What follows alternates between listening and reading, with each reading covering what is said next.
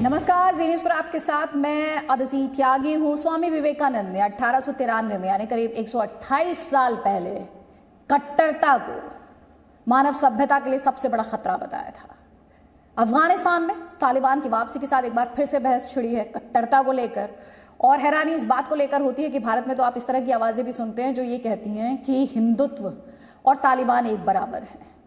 तो इसी बहस पर और ज़्यादा डिटेल में बात करने के लिए हमारे साथ केरल के गवर्नर आरिफ मोहम्मद खान साहब है। बहुत बहुत स्वागत है गवर्नर सर आपका जी न्यूज़ के लिए वक्त निकालने के लिए। बहुत सर बहुत शुक्रिया। सबसे पहले मैं जानती लोग आपके पास आते हैं और आपसे कहते हैं कि आप इस्लाम की व्याख्या कीजिए। मैं आज आपसे कहती हूँ कि आप ये जो एक बहस छिड़ी हुई है हिंदू, हिंदुत्व, हिंदुस्तान, इसकी व्याख्या आप कीजिए कि आपके हिसाब से हिंदू कौन है?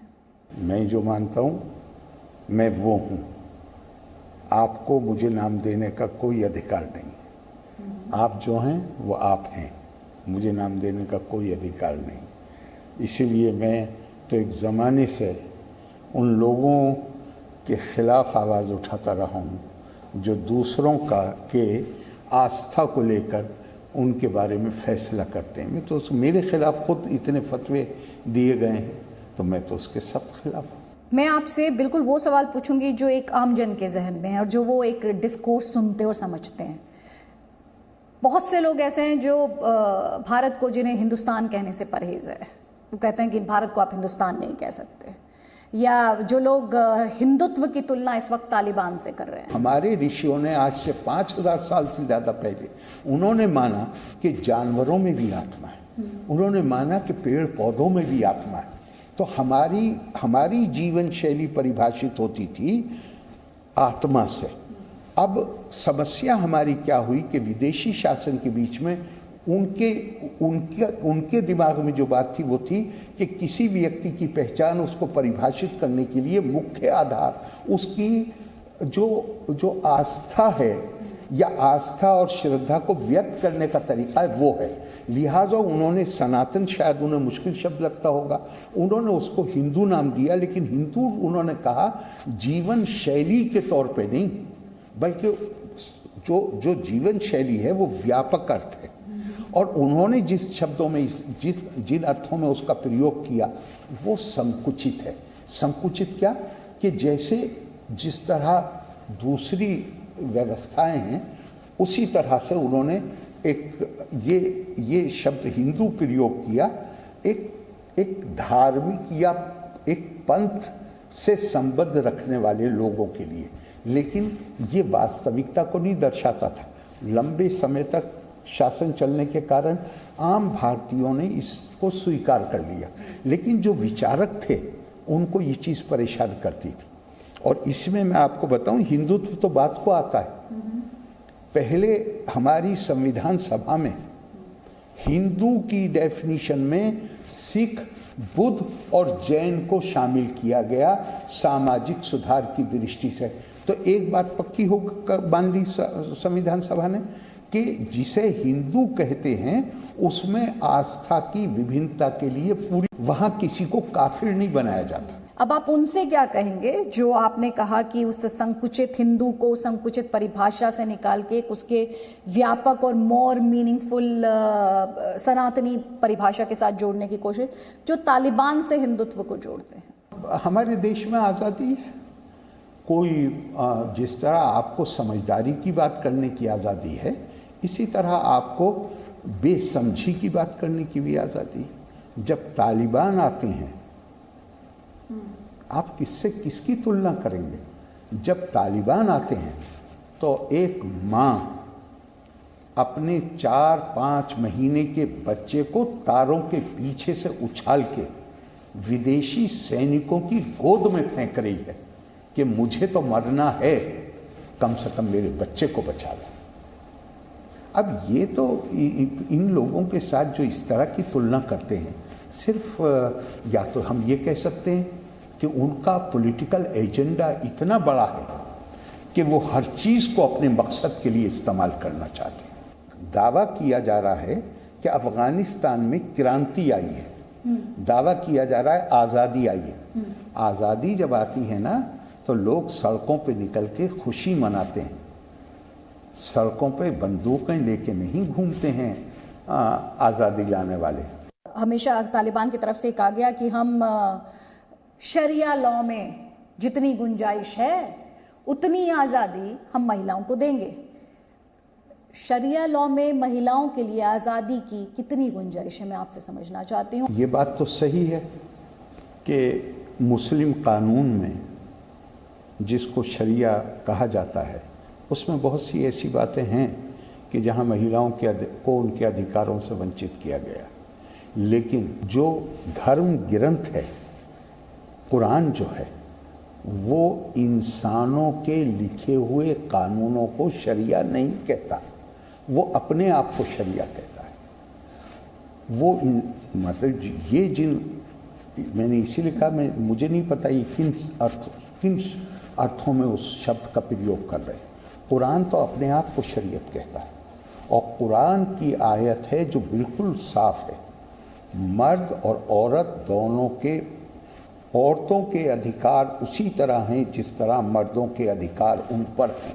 और ख़ास तौर से जो किताब है मेरी जो 2010 में छपी है और बेस्ट सेलर हुई, उसमें मैंने अपनी पूरी ज़िंदगी लगा दी यही दिखाने में कि जिसे ये शरीयत कहते हैं और जिसे ये इस्लामी कानून कहते हैं वो 90% से ज़्यादा धार्मिक ग्रंथ के जो प्रावधान हैं उनको नकारते हैं या उनसे टकराते हैं। कट्टरपंथ आपको कितनी बड़ी समस्या उस इंटरप्रिटेशन में, क्योंकि कट्टरपंथ, देखिए कट्टरपंथ जब आप, मेरे ख्याल से हमें शब्दों के चयन में एहतियात बरतनी चाहिए। ये कट्टरपंथी पर क्या, मैं आपको कहता हूँ मेरे नज़दीक कट्टरपंथी क्या है। मेरे नज़दीक कट्टरपंथी ये है कि मुसलमान को कहा गया है कि अगर रात को तुम्हारे पड़ोस में कोई 40 घरों में कोई भूखा सो गया तो तुम्हारी मेहनत से कमाई हुई रोज़ी जिससे तुमने अपना पेट भरा है वो तुम्हारे ऊपर हराम हो जाएगी। ये मैं दूसरे के ऊपर अपना आधिपत्य स्थापित करना चाहता हूँ, मैं दूसरे का शोषण करना चाहता हूँ, दूसरे को उसके अधिकारों से, ये कट्टरपन क्या है? ये तो खालिस स्वार्थ है।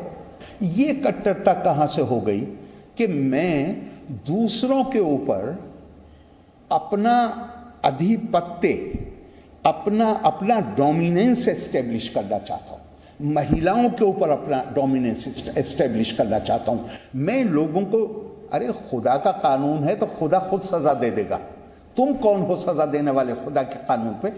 अब कुरान क्या कह रहा है? कह रहा है तिल्का दारुल आखिरतो नजअलुहा लिल्लज़ीना ला युरीदूना उलुवन फिल अर्द वला फसादा वल आक़िबतु लिल मुत्तक़ीन। और वो जो जन्नत का घर है वो हमने केवल उन लोगों के लिए बनाया है जो ज़मीन में बड़ाई का इरादा ही नहीं करते और ना ज़मीन में फसाद फैलाते, जो दूसरों को दबा के रखना चाहते हैं, हुकूमत करने की ख्वाहिश करना, ये बंदूक लेके जो अपनी सत्ता कायम करते हैं, ये कौन से, ये किस, मतलब कौन सी धार्मिक शिक्षा है? इनके पास कोई वारंट ऑफ अपॉइंटमेंट है कि इनको खुदा ने अपॉइंट करके भेजा है कि ये बंदूक चला के और दूसरों को दबा के और अपनी हुकूमत कायम करें? आपने बहुत इम्पोर्टेंट सवाल उठाया है। ये मोहन भागवत जी ने कहा कि हिंदू और मुसलमान दोनों का डीएनए एक है, हमारे पूर्वज एक हैं। आपका क्या मत है? मतलब आप ये साइंटिफिकली पूछ रही हैं मुझसे या रिलीजन के व्यू पॉइंट से पूछ रही हैं? जिस भी बिना पर आप जवाब दें। देखिए साइंटिफिकली भी ये बात सही है और अगर आप रिलीजन के व्यू पॉइंट से देखें तो सबका जो ओरिजिन है वो तो एक ही जगह से, तो इसमें तो कोई शक हो ही नहीं सकता। और हिंदुस्तान में हम तो ये मानते हैं कि अगर पहली बात तो ये बिल्कुल सही बात है, लेकिन थोड़ी देर के लिए मानिए कि एक मामूली सा डिफरेंस अलग अलग जो रेसेस हैं उसमें है। भारतीय परंपरा तो उस डिफरेंस को भी स्वीकार नहीं करती। भारतीय परंपरा तो ये कहती है कि अगर आप भारतीय परंपरा के मानने वाले हैं तो अगर एक पेड़ को काटा जा रहा है अगर एक पेड़ को, हरे पेड़ को काटा जा रहा है, उसकी जो पीड़ा है वो भी आप महसूस करेंगे। अथमाम सर्वेषु भूतेषु भूतात्मानं कीर्तालाय अर्चाये दान मानाभ्यम मैत्री अभिनय चक्षुषा।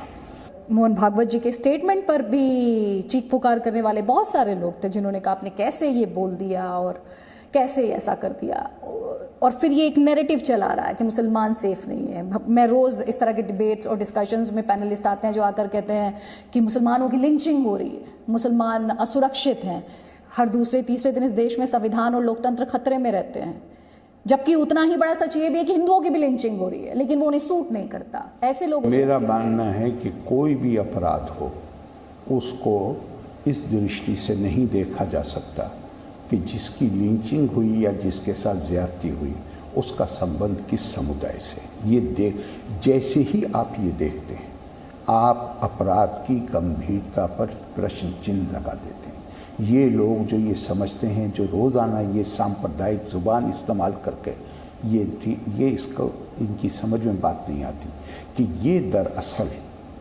अपराध करने वालों को एक तरह से, जैसे ही आप अपराध के बारे में सांप्रदायिक ये इस तरह की भाषा सांप्रदायिक प्रयोग करते हैं तो जाहिर है आप समाज को बांटते हैं। आपके इसी पॉइंट को मैं आगे लेके जाऊंगी। असदुद्दीन ओवैसी, उनको ये बात समझ नहीं आती और असदुद्दीन ओवैसी ने कहा कि जब यादव अपना सीएम चुन सकते हैं तो मुसलमान तो 18-19% उत्तर प्रदेश में, और हम कब तक दूसरों को जिताते रहेंगे। देखिए, इंसान होने का मतलब ये होता है कि हम इतिहास से सबक हासिल करें, लेकिन जब हम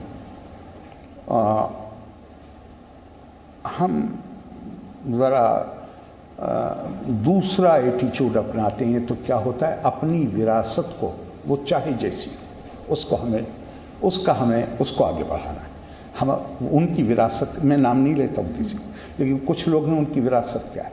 उनकी विरासत ये है कि हैदराबाद, देश आज़ाद हुआ 1947 अगस्त में, हैदराबाद का विलय हुआ सितंबर 1948 में, और उन 13 महीनों में जो नंगा नाच नाचा गया है हैदराबाद में, जितनी हिंसा हुई है, जितनी बलात्कार की घटनाएं हुई हैं, जिस तरह लोगों को उनके घरों से निकाला गया।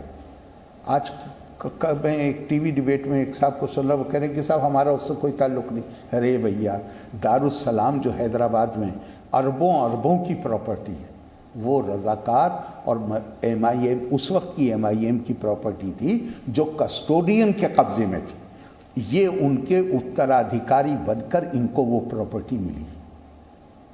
तो उनकी एक विरासत है, उनकी एक विरासत है। उस विरासत को हमें, बजाय उनके अंदर दोष ढूंढने के, जब हम उनके साथ बात करते हैं तो हमें ये ध्यान देना चाहिए कि इनकी ये विरासत है। भारत का संविधान, भारत तो ऐसा देश है, यहाँ तो मुसलमान घर में पैदा होने वाले शिरडी के साईं बाबा, उनको अवतार का दर्जा दिया गया है। मैंने पहले भी कहा है, भारतीय बन जाइए, ये सारी शिकायतें ख़त्म हो जाएंगी। हर चीज़ यहाँ पे संविधान जो प्रावधान करता है वो भारतीयों के लिए करता है, कम्युनिटीज़ के लिए नहीं करता। लेकिन अंग्रेज़ों ने 200 साल तक हर चीज़ हमारे संविधान में, जो उस वक्त का एक्ट था, उसमें उन्होंने हर चीज़, पार्लियामेंट का इलेक्शन भी, दूसरी चीज़ें भी वो किया था। अब उसमें क्या था कि अंग्रेज़ कहता था कम्युनिटी से, तुम बिहेव करोगे तो तुम्हें ज़्यादा शेयर दे देंगे, तुम करोगे तो तुम्हें, ये ज़ीरो सम गेम था। आज हमें ये समझने की ज़रूरत है कि आज़ाद भारत जो है, 1947 के बाद का भारत जो है, आज ये मुमकिन नहीं है कि किसी चीज़ में हिंदू का फ़ायदा हो और मुसलमान का नुकसान हो, या मुसलमान का फ़ायदा हो और हिंदू का नुकसान हो। आज तो या तो सबका फ़ायदा है या सबका नुकसान। ये जो एक तरफ असदुद्दीन ओवैसी और मुस्लिम तुष्टीकरण और मुस्लिम वोट बैंक, दूसरी तरफ एक मतलब हिंदुत्व की आपने जो व्याख्या की उस लिहाज से वो बहुत व्यापक है, लेकिन जब पॉलिटिकल कॉन्टेक्स्ट में बात की जाती है तो वो सिमटकर RSS और BJP के इर्द गिर्द आकर समेटने का दावा किया जाता है। भारत आपको इन दोनों के बीच कहाँ खड़ा दिखाई? भारत भारत है, और मेरी व्याख्या जो है वो मैंने आपको बता दी। मैं नाम किसी का नहीं लेता हूँ, आप जो नाम ले रही हैं उनका इतिहास क्या है मैंने आपको वो भी बता दिया। ये तुलना ऐसे ही है जो आप तुलना कर रही हैं, ये तुलना ऐसी ही है जैसे आप नींबू की तुलना आम से करें। ये तुलना सही नहीं। भारत, मैं आपको मेरा ये मानना है कि दुनिया का कोई और देश होता और जितना बड़ा पार्टीशन का झटका भारत को लगा था, यहाँ 100 साल से ज़्यादा सिविल वॉर चल रही, लेकिन भारत की जो अपनी परंपराएं हैं, जो अपनी मान्यताएं हैं, जो अपने आदर्श हैं, वो उसमें इतना बाज़ वक्त हमें पता भी नहीं होता, हमें उसकी कॉन्शियसनेस भी नहीं होती, लेकिन वो चीज़ हमारे सब कॉन्शियस में मौजूद होती है। भारत ऐसे ही रहेगा और आगे बढ़ेगा। दो धुरियों के बीच में नहीं, दो धुरियों के बीच में नहीं है ये। हमारे यहाँ तो ध्यान रखिए, हमारे मेन स्ट्रीम एक है, भारत रहेगा, वही भारत जो समावेशी है, जो इंक्लूसिव है, जो हर प्रकार की विविधता का न केवल आदर करता है, सम्मान देता है, वो बल्कि उसको स्वीकार करता है। इसलिए कि मैं अपने स्वामी विवेकानंद का रेफरेंस दिया था, मैं स्वामी विवेकानंद के रेफरेंस के साथ ख़त्म कर रहा हूँ। स्वामी विवेकानंद ने कहा, मेरा मिशन, मेरे जीवन का उद्देश्य केवल एक है, to teach unto mankind their divinity. इंसान को मैं ये बता सकूं, इंसानों को, भारतीयों को नहीं कहा, पूरी दुनिया को बता सकूं, तुम दिव्य हो और तुम्हारी ये दिव्यता तुम्हारे जीवन के हर कार्य में प्रदर्शित होनी चाहिए। ये सब छोटी मोटी आवाज़ें हैं, ये वक्त के थोड़े दिन चलती हैं, उसके बाद ख़त्म हो जाती है। भारत रहा है पिछले 5000 साल में और आने वाले भी, जब तक हम अपनी बुनियादी मान्यताओं और आदर्शों और जिससे कटने का मुझे कोई संभावना नजर नहीं आती, वो हम उसमें मूलित हैं। भारत इसी तरह रहेगा। और मैंने पहले आपको बताया कि भारत में सनातन सिद्धांतों की भी कल्पना है और युग धर्म की भी कल्पना है और देश धर्म की भी कल्पना है, यानी पुराने अपने आदर्शों में मूलित रहते हुए आगे की तरफ बढ़ना, जहां इसका इज द लिमिट, वो भारत के पास है। और आज हम एहसास करें या ना करें, पूरी दुनिया भारत की इस क्षमता का एहसास कर रही है। ये जो थोड़ी डिस्टर्बिंग वॉइसेस होती हैं, इनको इतना इम्पोर्टेंस, इतना इनको don't make them famous by talking about them again and again. Actually they are already famous. Thank you so much on this positive note. बहुत बहुत शुक्रिया, आपने जी न्यूज़ के लिए वक्त निकाला है सर, और आपने कहा भारत स्ट्रॉन्गर एंड स्ट्रॉन्गर, तो मैं आपसे कहूँगी जय हिंद सर।